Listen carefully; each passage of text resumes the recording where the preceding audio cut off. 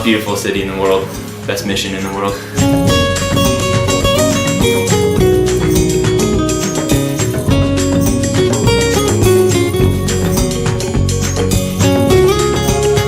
In Africa, they drive on the wrong side of the car, on the wrong side of the road.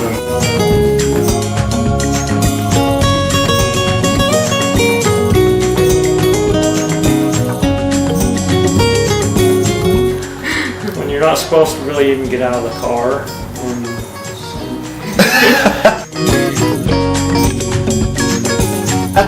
And here's Jill stalking through the brush on a big... I wanted to see how close I could get to him without him running off.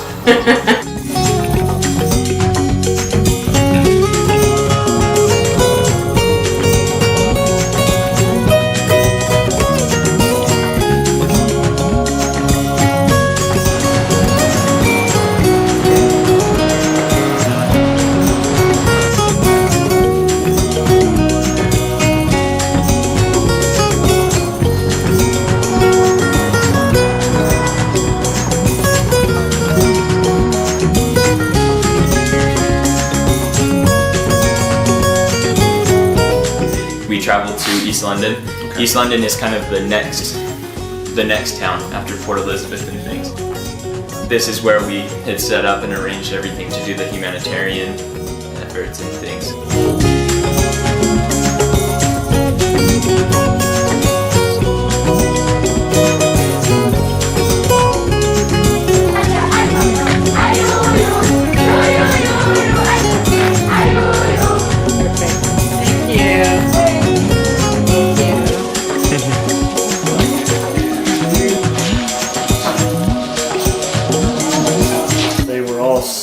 Singing and praying, and they knew that something was happening, that something good was coming to them.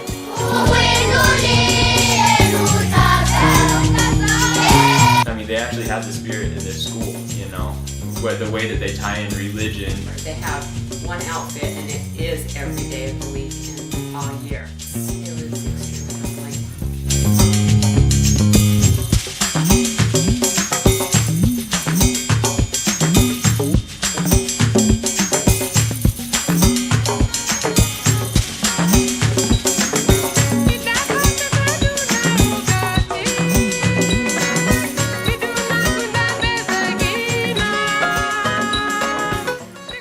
Suit and tie on and missionary tag, and we were able to stand there next to each other and set apart as missionaries.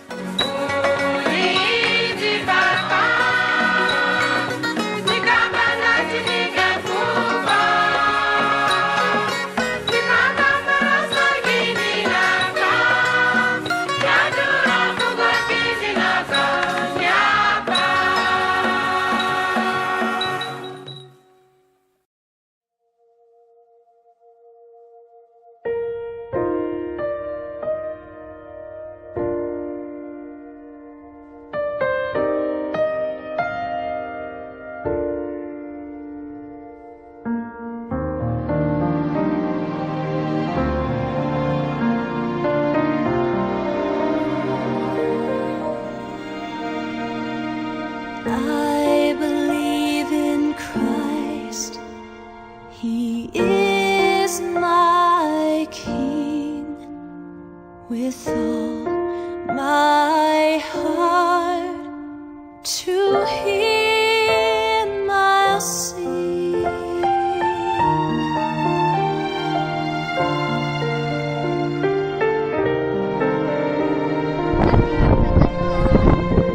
I'll raise my voice in praise and joy, in grand amends my tongue employ.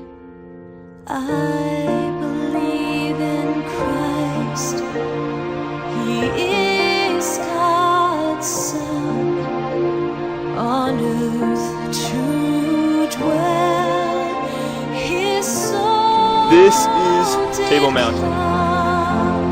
He healed the sick, the dead He raised. Good works were His name. Is that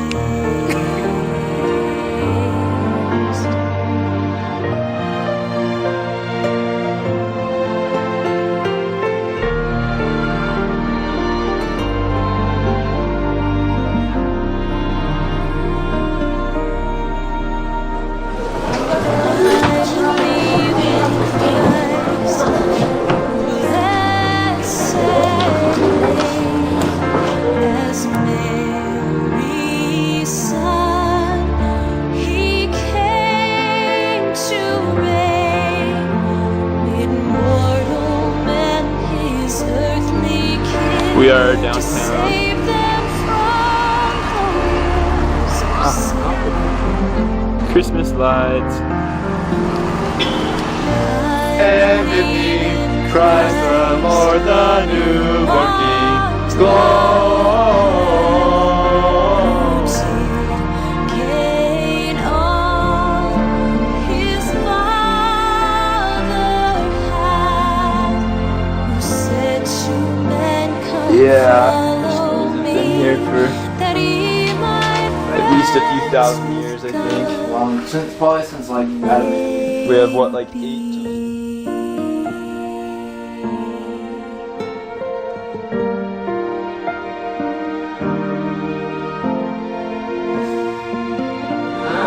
Okay. These are Mupani worms. They're excellent. This is Brother Drew having some Mupani worms with me. I'm the son type.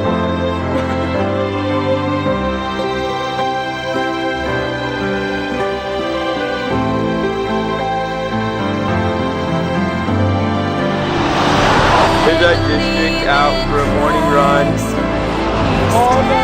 And yeah, it's overlooking the Indian Ocean during sunrise.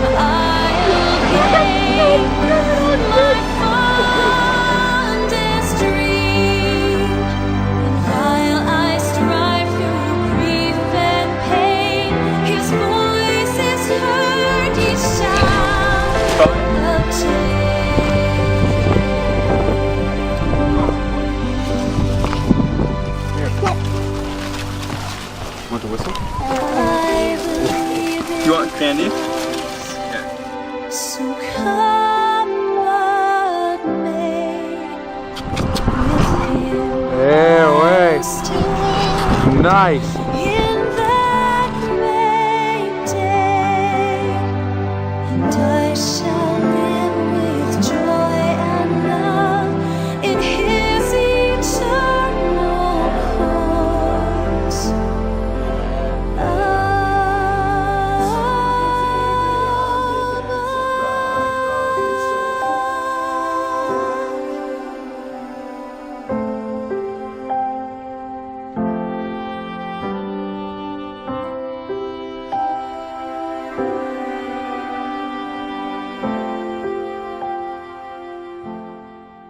Huge humanitarian effort. I mean, you've got the ward that you had pitched together. You had tons of, I guess, pounds of luggage and just lots of really cool things you got to bring along. Tell me about the project, the idea, how it came about.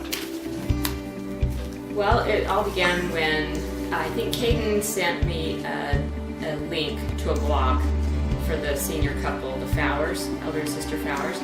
And I got scrolling through it, looking at it, and noticed that they had done this kind of a project. They had come home from their mission for their son's wedding, and then had their family do this kind of a project and returned back to Africa with it. And I just got thinking, no, we're going, and what a wonderful thing it would be to be able to take something of meaning with us. And so we got talking about it, and it just kind of all of a sudden started to develop from there. And so we decided, well, let's get the ward all involved in it if they'd like to be. So we gave them that option to be involved, and everyone got on board just quick and was so excited and helpful with it. It was wonderful.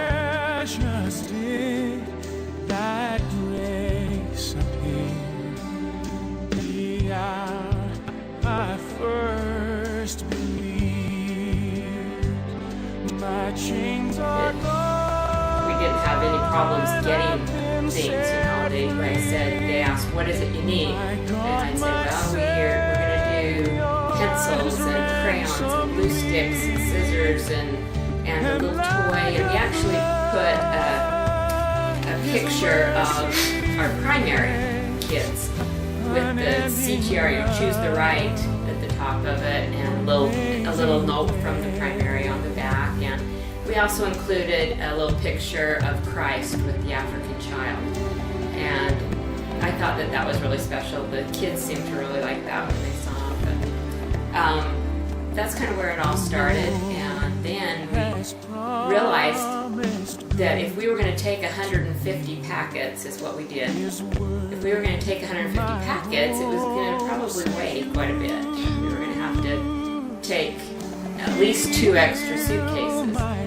So we ended up loading up the suitcases and weighed them, and they already came just barely under 50 pounds. And so for each bag. The ward was very supportive and helpful there too, and said, hey, let us help pay to get those bags over there, because it's quite a sight to see us with our own personal baggage, plus all the bags for the kids and things. Plus we also there were 13 soccer balls donated for these kids, and so that we had to get those over there also. I mean, that was a highlight for the kids too.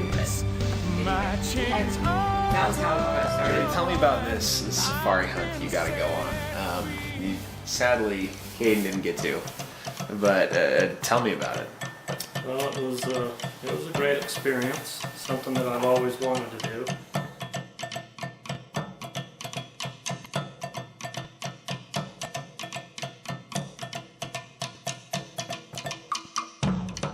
Kaden was called to go to Africa. We kind of thought that was probably going to happen. We would go pick him up, and I just decided at that time this would probably be my opportunity to go on a hunt while I was there. So I was able to meet the professional hunter here in St. George, so I felt very good about it. And he worked with me as far as schedule, and he gave us a pretty good deal, and so we just felt like it was an opportunity for us and we had to take it. So, and Jill was very supportive with it, and I think she had a good time while we were there. It's like I say, it was something that I've always wanted to do, and it was very successful. Even though I did miss a couple animals, I was able to pull it all together and finish it up well, but it was really exciting. Awesome.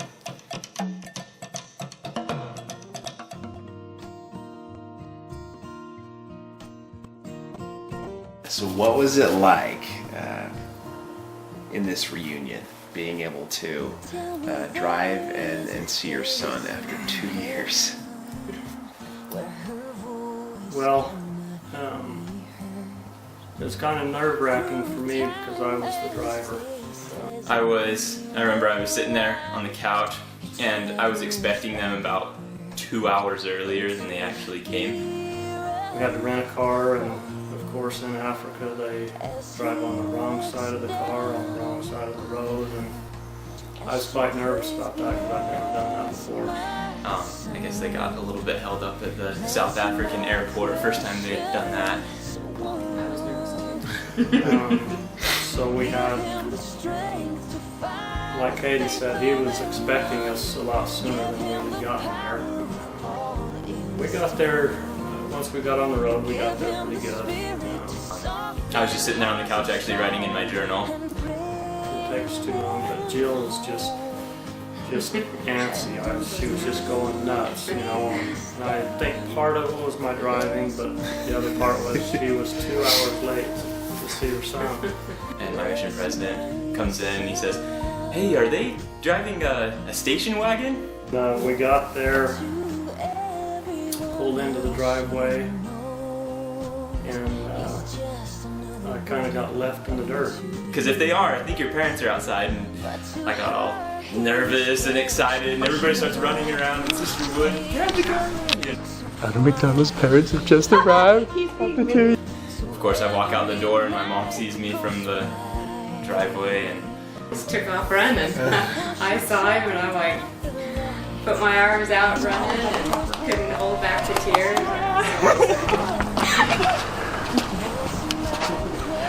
got to have the first hug with her. Look at this. Hurry. Hello, Mom. Couldn't let go. It was like I just wanted to just keep hugging him. It was way fun. Hey, Dad. Dad just gets left in the dust. I think I said, can I get in this? How are you doing? Oh, I'm great. I'm so great.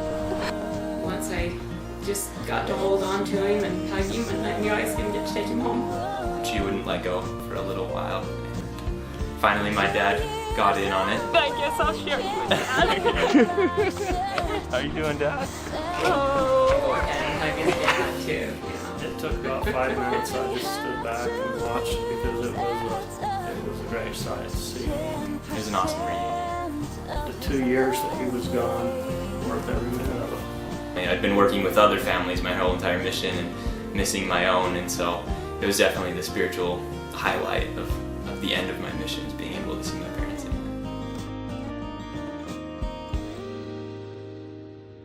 Bless my son, bless my precious one.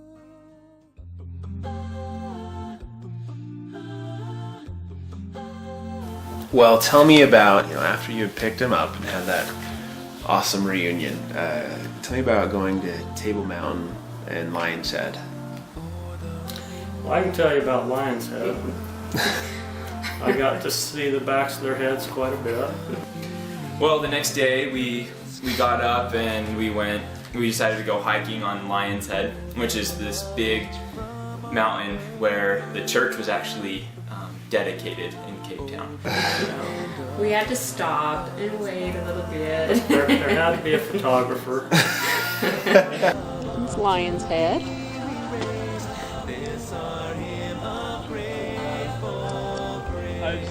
There is Table Mountain. Yeah. Are you coming? I had to take pictures and everything, but I will admit I was a little winded behind them. But I had to tell Kaden, we've got to take it easy on Dad. At first it was just a super easy little climb and things, and my mom and dad were enjoying that. After a while it got a little bit harder towards the top, but we all made it. But I have to admit, the chains and the little things you had to hold on to come down some of the ledges was a little bit scary.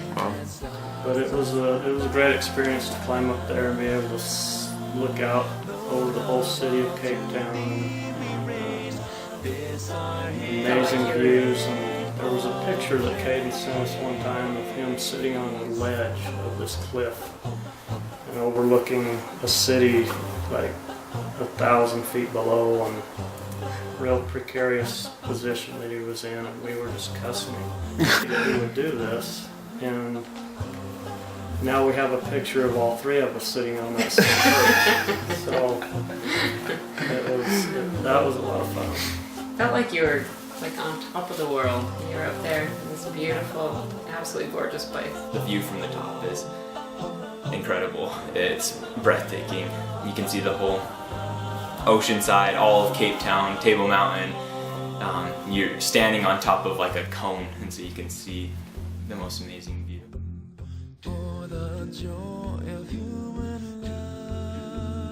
Then we went up Table Mountain. We went up a cable car, and it takes you up the side of the mountain all the way to the top until you get into the station there, and you get out and you can just see the whole view and again look over all of Cape Town. Lord of all, to thee we raise.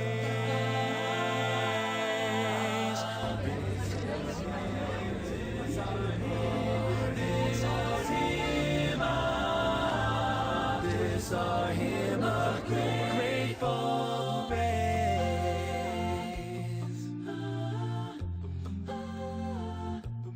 Grateful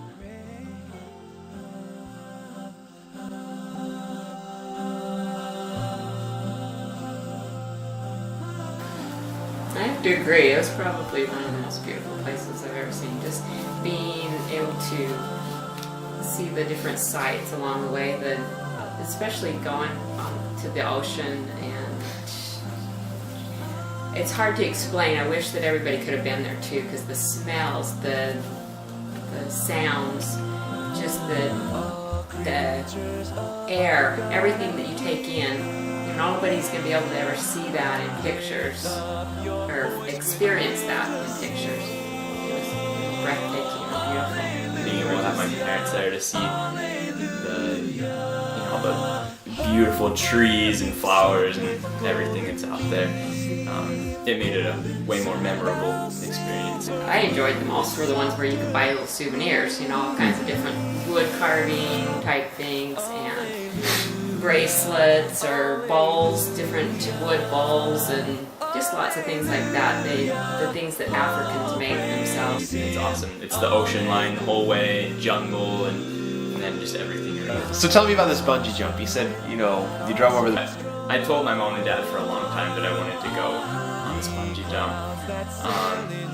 And I knew they were coming, and that would be my only opportunity. Of course, I couldn't do it while I was serving as a missionary, and so I didn't really want to ask my mission president if I could do it, even when I was with my parents. I more so just assumed I probably could.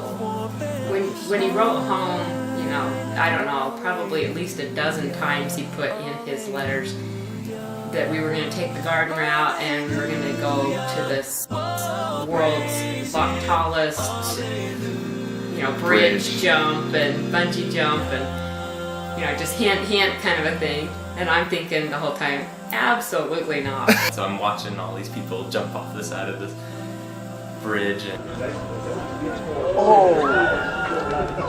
until you get up to the very, very, very edge, then you can look down and actually see what you're jumping off into. 5, 4, 3, 2, 1, bungee!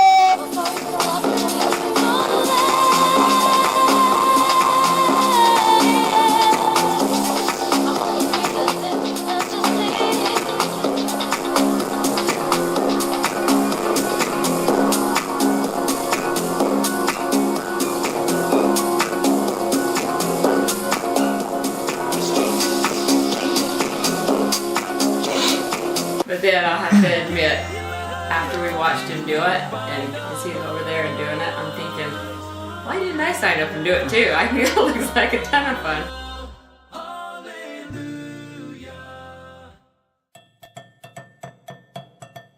So, tell me about East London and some of these animals you guys got to see. I wanted to show my mom and dad all the animals and stuff of Africa, of course, and so we went and we saw elephants, we saw rhinos, we saw giraffes, we saw really everything.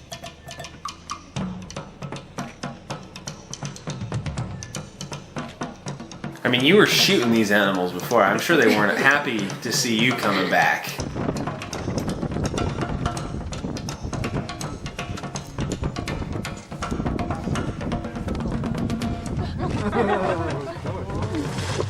Oh, he's there. That's great. Awesome. Thank you.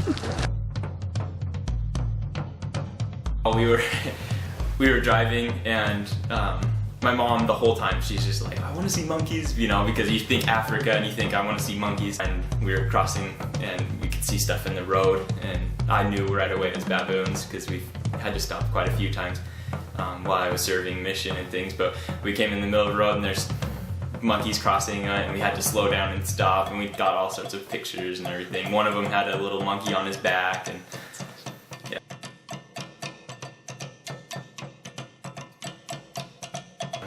Actually, we got to pet lions. They're smaller, but they were already getting pretty big.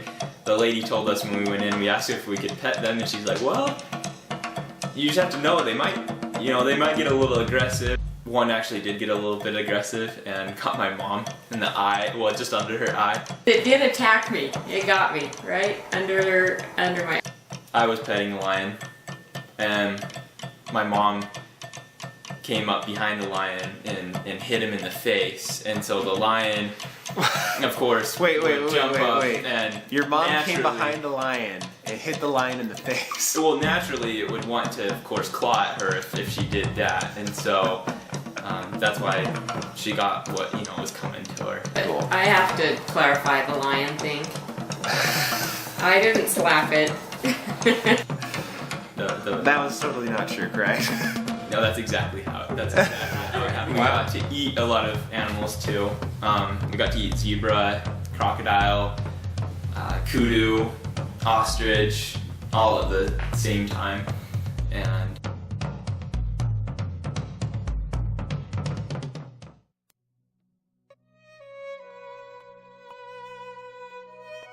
Clary Estate. So tell me about the Clary Estate. The Clary Estate is actually my last area on as I was serving mission. So I went from there to the mission home. My mom and dad picked me up, and then we were going back. And Definitely one of the biggest highlights of the trip was to be able to meet these people that Kaden had been working with. Lined up nicely. I was in that area, and so I aligned for dinner with a couple of the families there. And they fed us. They fed us very well. Great big huge portions. It was way more than you could ever eat, but that's just what they do. They give you everything they've got. And so my parents got to meet some of the families that I was privileged to meet, some of the members and different people there. We got to be in their homes with them, and they got to feel, their testimonies and things. And the people there are super humble, and all they want to talk about is the gospel. Their whole life is the gospel and Christ and our Heavenly Father. It's just that's how. And so constantly they were bearing testimony to my mom and dad, and they were able to feel, that township feel, the feeling that you get there, and where the Spirit really is super strong. Very neat to be able to sit in their homes and hear of their testimonies, and to hear of their how they appreciated Kaden so much. It all worked out really well because during my last 3 months we had been preparing a family for baptism. Of course, the most special part of it was the day that after church, when we got to witness our son baptize 2 people that he had found and taught. And I baptized the Ackerman family, husband and wife, and my mom and dad actually got to be there to witness that baptism, and it was such an awesome thing. So tell me about the Silverdale Primary School. Yeah, we drove in. They were all lined up in the back of their school when we were coming, and they were lined up according to their grade, so the shorter kids, the last ones, and they were actually singing when we got there, and they were singing their morning prayer. They pray every morning in song, and that was really cool. When we pulled up, it was an amazing sight to see these kids lined up, dressed in their uniforms, which they wear to school every day, and knowing that they all did without so much, but they were all singing and praying, and they knew that something was happening, that something good was coming to them. They were singing in Xhosa, the language that they speak there. Well,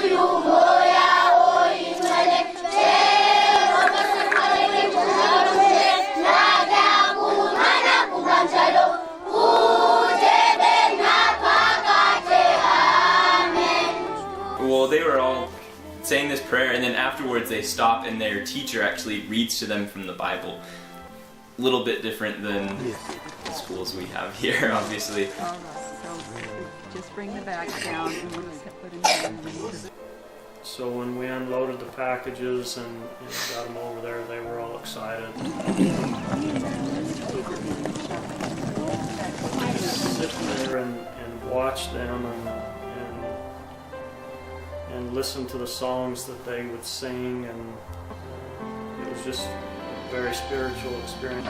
Oh, are you happy? Yes!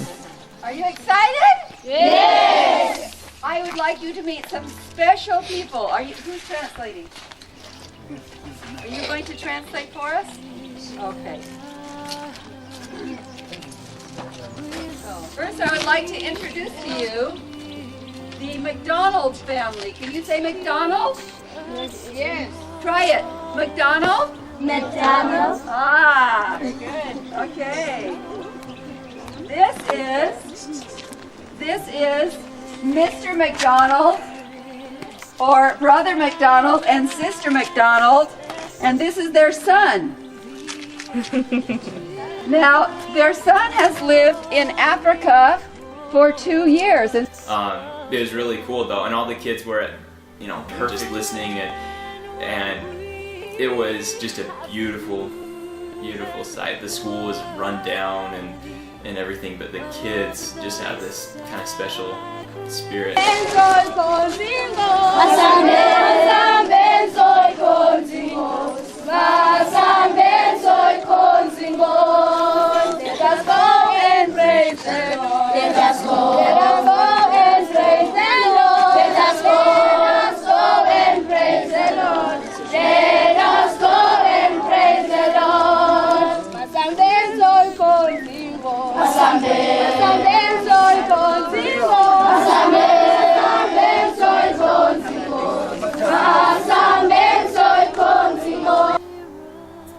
think that they were having as big of an effect on us as we were on them. Yeah. It was pretty impressive to pull up to this, just such a humble area in their school, to see the things that they have or don't, I guess would be maybe the better word, they don't have. The difference between a school in the U.S. compared to this school that we pulled up to is amazingly different. And but they were all happy. They were all just happy kids. They acted like, happiest kids in the world, yet they didn't have hardly anything.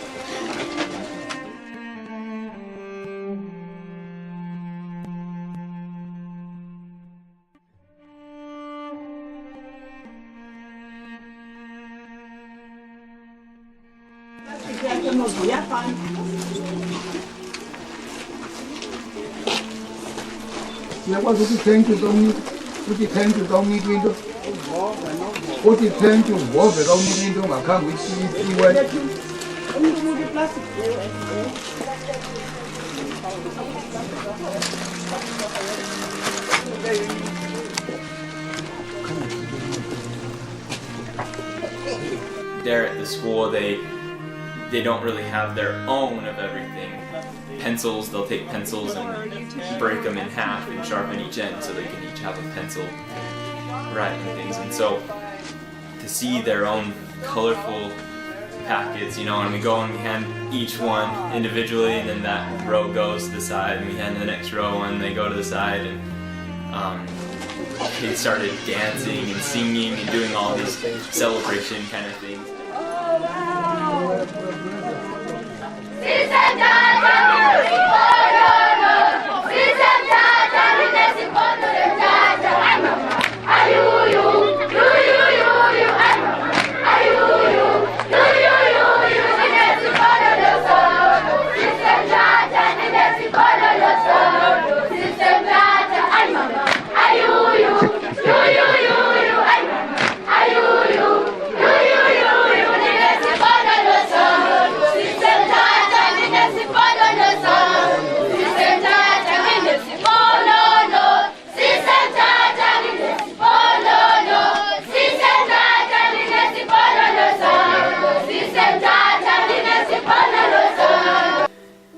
It made me realize how much I'd taken for granted before. Before at school, complaining about, oh, we have to do this, and never really understanding the fact that we had all these supplies and all of these things put together, made so accessible and easy for us. Yet there they have textbooks that we used 10 years ago, and so coming back, I've definitely come back with a lot more appreciation. They didn't have hardly anything. The restroom facilities there were hard to even look at them. It was so bad, really, really bad. And then the area that they have to fix their food in, shipping container, and it was hot in there. They had anything, you know, their cookers that they're using, and they are all these women inside this little shipping container making lunch. The government gives this school $75 per child here, and that is to cover supplies and to feed them every day. So $75 a year. That even averages out to be 25 cents a day that they get per child to feed them and for their supplies.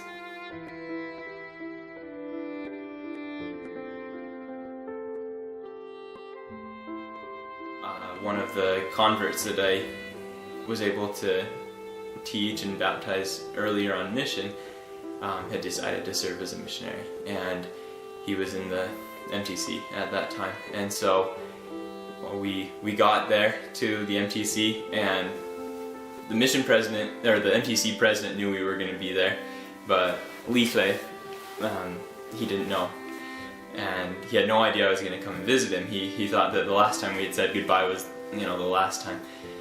And so we meet the mission president outside. He was out in the parking lot when we got there, and we walk in, and he goes in, and Leafley was actually in the shower because they had sports time during that time, and then they were all showering to get ready for the rest of the night and things. And he goes in, and I think he made Leafley think he was in trouble. He goes in there and, you know, says, "Tell Leafley he's got to get up here right now." And we walk into the front room, and so he rushes out of the shower and he gets his, you know, a t-shirt and some shorts on and things. And my mom got the camera out just right after he came. No. Oh man. How you doing? Alright, man. This is a surprise. Awesome. How you doing, man? Good. How you doing? Elder McDonald. Elder McDonald. Oh man. Oh no. Here, look at the camera here. Alright. Alright. He went downstairs and got his, you know, suit and tie on and the missionary tag. Okay, so you're working with him on English and everything. But I think he goes in the field. Yeah, definitely. And we were able to stand there next to each other, both set apart as missionaries.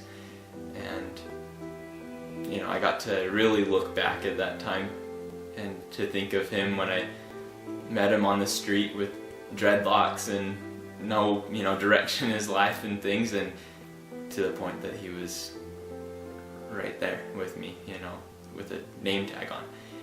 It was, I really couldn't ask for a better way to finish my mission, you know.